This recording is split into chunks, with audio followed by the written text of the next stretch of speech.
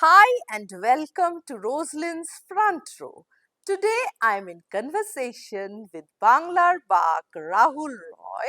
I want to congratulate him as he embarks on his magnum opus, the Confluence Business Summit 2027. So let's hear him speak about the Confluence 2027. This confluence is not only for the entrepreneurs. This is not a business platform and this is not an opportunity platform. This is not someone there to make money. From my perspective, and under 501c nonprofit conference 2027 is a philanthropy effort with my vision, which we have donated myself and several friends to give to India an education which is required. And not only required, I would say is imperative and essential. And why is that? I've been going all over India, and when I have talked to the highest level of the education gurus, the policy maker of education, policy maker of AI, and the governing body and the political body, I have found that there is a myth where people are thinking that AI is the next gen of software engineering or another part of IT industry. That is totally incorrect. AI is an science which is changing the world. And if we don't educate ourselves or adopt it as soon as possible, we will be left behind. It could become a dangerous species which will destroy all white collar jobs, which we call it all PhDs and MBAs and graduates, undergraduates, who love to wear a tie and a suit in a formal world. And in formal world, any dress is okay, but very high salaries, that will vanish and go away without a blink.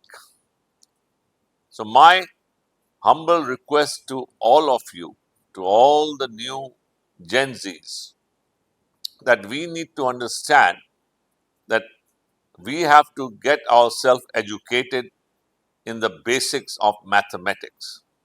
Start from basics of mathematics and augment that to the advanced mathematics.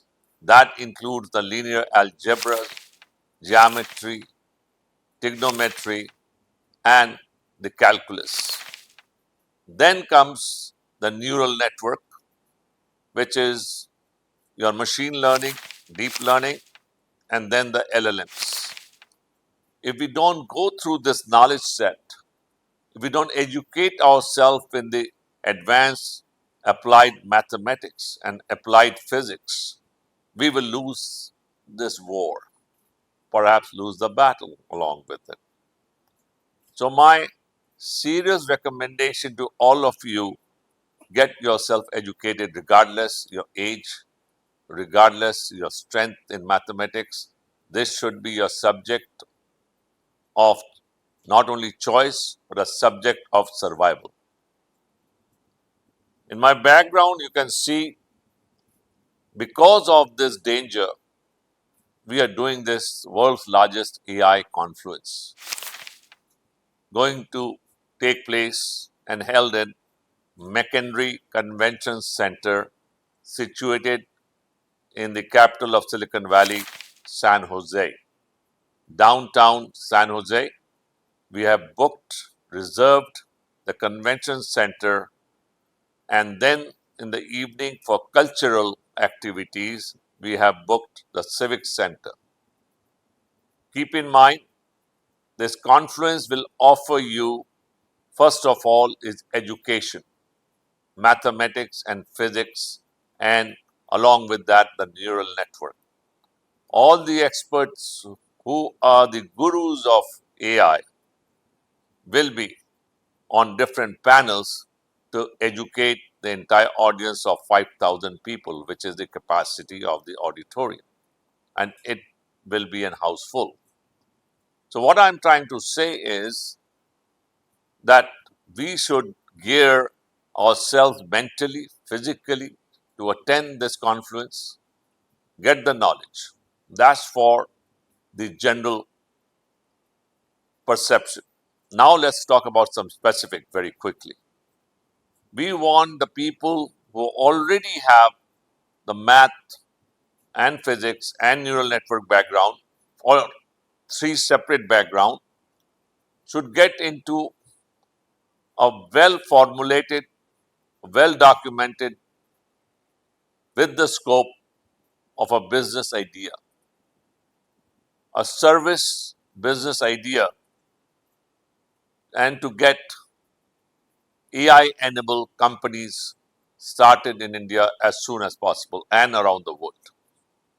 The reason why I'm saying this, because we have already 14 venture capitalist company, large venture capitalist companies, multi-billion dollar worth they have invested in many technologies for last several decades will be present in person.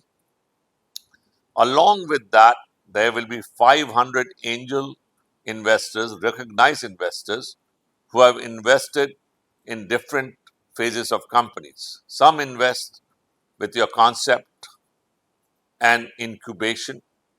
Some invest when you're already in a small to mid-size level, and some invest when you're mid-size to high sales numbers.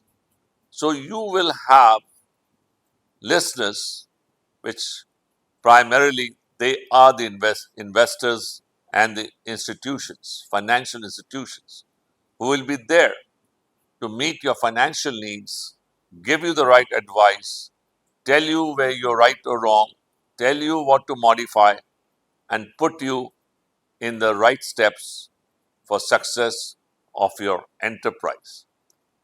If you're not thinking to build something now, you can still go there and get ideas that what kind of new business you would like to add. I believe you are a trailblazer who will change the trajectory of any entrepreneur's life who will be taking part in your conference. So, how do they go about with it? The, in your question, the two answers are there. Yeah, Let's start with the primary answer. yeah. When you said entrepreneurs, I'm not expecting entrepreneurs to come. Hmm, I'm expecting a lot of graduates will be there, hmm, postgraduates will be there, a lot of people who are working for someone will be there. hmm.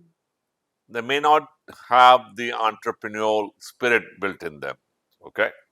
Or they're more comfortable doing a job.